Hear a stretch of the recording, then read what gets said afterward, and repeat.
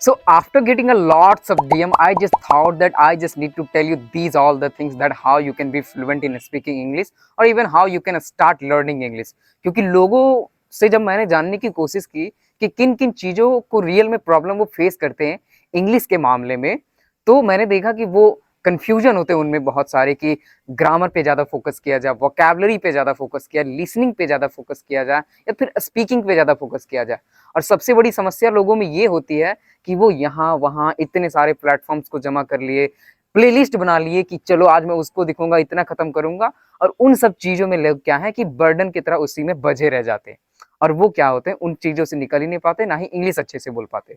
तो मैं अपने कसम से let me tell you, okay my dear friends, let me tell you, मैं अपने एक्सपीरियंस से मैं आपको बताऊंगा कि मैंने क्या इंप्लीमेंट किया and even I am trying to be fluent in speaking English. तो जो मैं सिखाऊं ना, तो वही मैं आपको बताऊंगा कि what ever experience I have Gotan from my self, वो मैं आपको बताऊंगा just be in this video. और मैं इन द लास्ट एक रूटीन दूंगा आपको जो आपको डेली फॉलो करना है, ठीक है। और डेफिनेटली अगर आप ये फॉलो करते हैं ना, तो definitely you are going to become fluent in speaking English, और आपको भी ना इंस्टेंट थिंकिंग डेवलप जरूर हो जाएगी, बस आप लास्ट तक बने रहो। So what I personally believe that English अगर आपको सीखना है तो उसको पहले समझना पड़ेगा कि आखिरकार इंग्लिश का जो बेस, फाउंडेशन और जो रूफ है वहां किस तरह से उसको समझा जाए। तो मेरे अनुसार इंग्लिश एक बिल्डिंग है और उसके 5 पिलर्स है। क्या क्या है ये यहाँ पे लिखा हुआ है, GVLSS, okay. Grammar, vocabulary, listening, speaking and story telling. क्या बोला मैंने? Grammar, vocabulary, listening, speaking and story telling. लोग इसी में ज्यादा कंफ्यूजिंग रहते हैं कि किसको ज्यादा फोकस किया जाए, किस चीज पे ज्यादा ध्यान दिया जाए। तो don't worry guys, I am JK, okay, and here I am sitting in front of you to tell you the important thing. और वो बात क्या है कि किस तरह से आप अपने डेली रूटीन में इस चीज को इंप्लीमेंट कर सकते हैं, जो मैंने खुद एक्सपीरियंस किया, मैंने खुद इंप्लीमेंट किया है और मैंने सीखा है। तो पहला क्या है कि ग्रामर। लोगों को लगता है कि often with they think that क्या ग्रामर रियली में इंपॉर्टेंट है इंग्लिश बोलने के लिए? तो मैं मानता हूं हाँ, जरूरी है। अगर आप इंग्लिश को सिस्टमैटिक फॉर्म में बोलना चाहते हैं तो ग्रामर लिटरली इंपॉर्टेंट है। क्यों? क्योंकि ग्रामर आपको सिखाता है किस तरह से सेंटेंस को फॉर्म करेंगे, ठीक है। अगर आप कंजंक्शन ही नहीं जानते तो आप कैसे दो सेंटेंस को जोड़ पाइएगा? अगर आप पास्ट, प्रेजेंट, फ्यूचर के बारे में नहीं जान पाते तो आप कैसे स्टोरी टेलर बनिएगा? नहीं बन पाइएगा। आप किसी भी चीज के बारे में, आप किसी हेल्पिंग वर्ब के बारे में नहीं जानते तो किस तरह से सेंटेंस को फ्रेम कर पाइएगा? तो लिटरली ग्रामर बहुत जरूरी है और ग्रामर को सीखना बहुत जरूरी है। Now the second thing which is vocabulary. लोगों को अक्सर लगता है कि यार 2 किताब का वोकैबुलरी रट लेते हैं, 4 किताब का वोकैबुलरी रट लेते हैं, 4000 5000 वोकैबुलरी पे ऐसे हमें फोकस नहीं करना है। वोकैबुलरी भी बहुत जरूरी है। अगर आप गो का मतलब जानते ही नहीं है कि जाना मतलब गो होता है, तो आप कैसे उसको इंग्लिश में फ्रेम करेंगे? आप किसी भी सिचुएशन को कैसे एक्सप्लेन करते हैं जब आपके पास उस सिचुएशन के लिए वर्ड्स रहेंगे? और वर्ड्स कैसे आते हैं हमारे पास? वोकैबुलरी के लिए। If I am going to speak English, you can see me, okay, I'm here speaking English, and but here if I don't know about speak, the word speak, how I would be able to speak? Because I have remembered these vocabularies.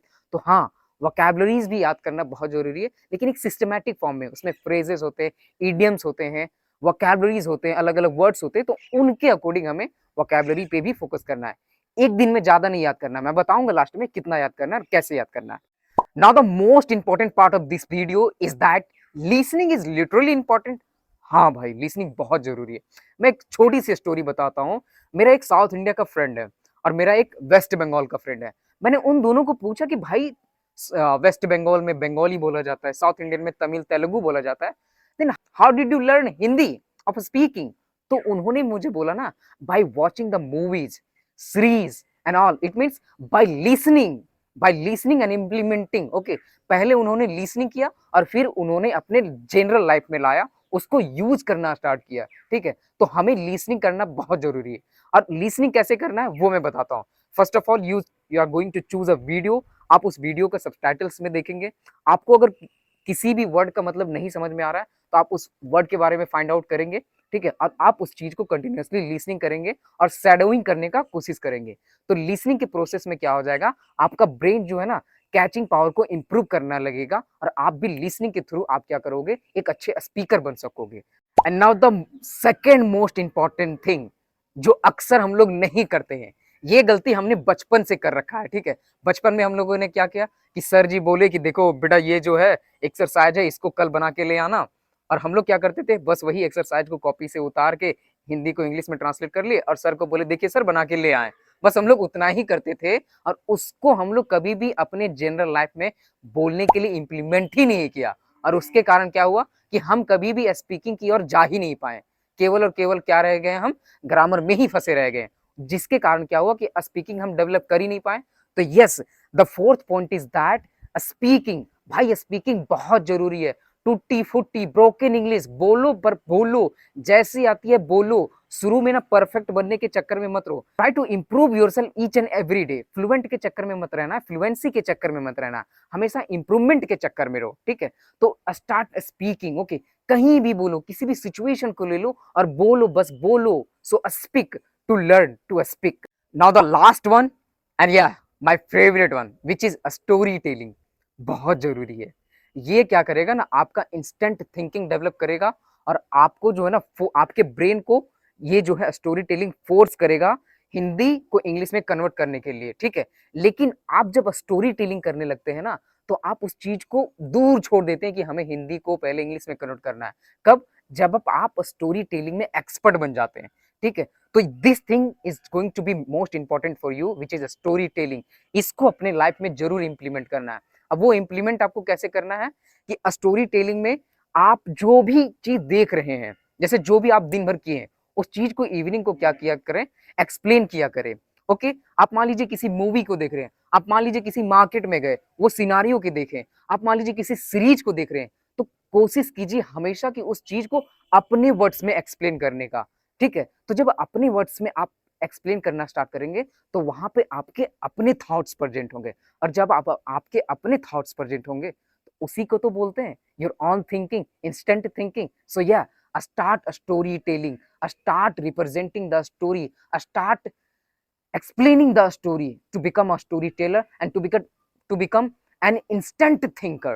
और अब आता है the last phase of this video, जो मैंने तुमको बताया था कि लास्ट फेज में मैं बहुत इंपॉर्टेंट रूटीन बताऊंगा जो आप अपनी स्पीकिंग फ्लुएंसी के लिए यूज कर सकते हो। And the last phase is that आपको क्या करना है कि एक दिन में किस पैटर्न को, किस रूटीन को इंग्लिश सीखने के लिए फॉलो करना है, वो मैं बताता हूँ। पहले क्या करोगे, मॉर्निंग में आप क्या करोगे कि 5 वर्ड्स को याद करोगे, ठीक है। वोकैबुलरी से आपको 5 वर्ड्स ले लो, फ्रेजेस ले लो, इडियम से ले लो, जो भी लेना है आपको 5 याद करने हैं। अगर आपके लिए 5 डिफिकल्ट है तो 2 3 4 आप जितना कर रहे हो बस करो और डेली याद करो, ठीक है। दूसरा क्या करना है कि आप जो भी ग्रामर का रूल सीख रहे हो, ठीक है, आप पहले वोकैबुलरी आपने याद कर लिया, उसके बाद आपको क्या करना है कि जो भी आप ग्रामर का रूल सीखेंगे उस ग्रामर के रूल से एग्जाम्पल बनाने की कोशिश कीजिए, और जो आपने वोकैबुलरी सीखा ना उसी वोकैबुलरी को उन एग्जाम्पल्स में यूज करने का कोशिश कीजिए। तो इससे क्या होगा कि आप उस ग्रामर का रूल भी सीख लेंगे और आप उस वोकैबुलरी को रिवाइज भी कर लेंगे, ठीक है। अब तीसरा आपका हो गया लिसनिंग का प्रोसेस, ठीक है।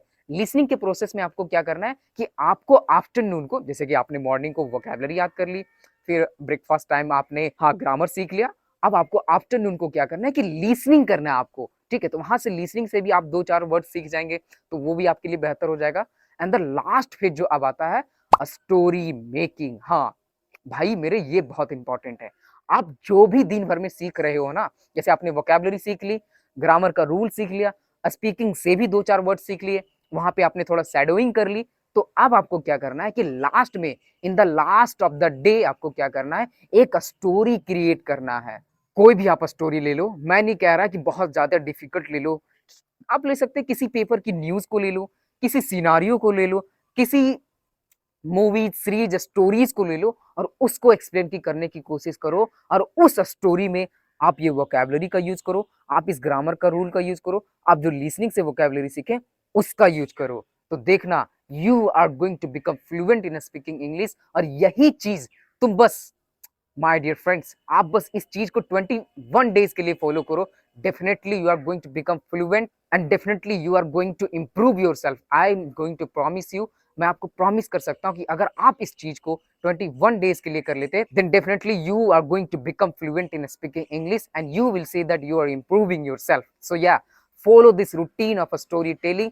First, in the morning, vocabulary, grammar, listening, and then a story making by using this vocabulary and the rule of that grammar. So my dear friends, if you liked this video, then please subscribe the channel, follow the JK Mike, and yeah, be with the JK Mike to be more learner. And yes, this was the part 1, and the part 2 is coming.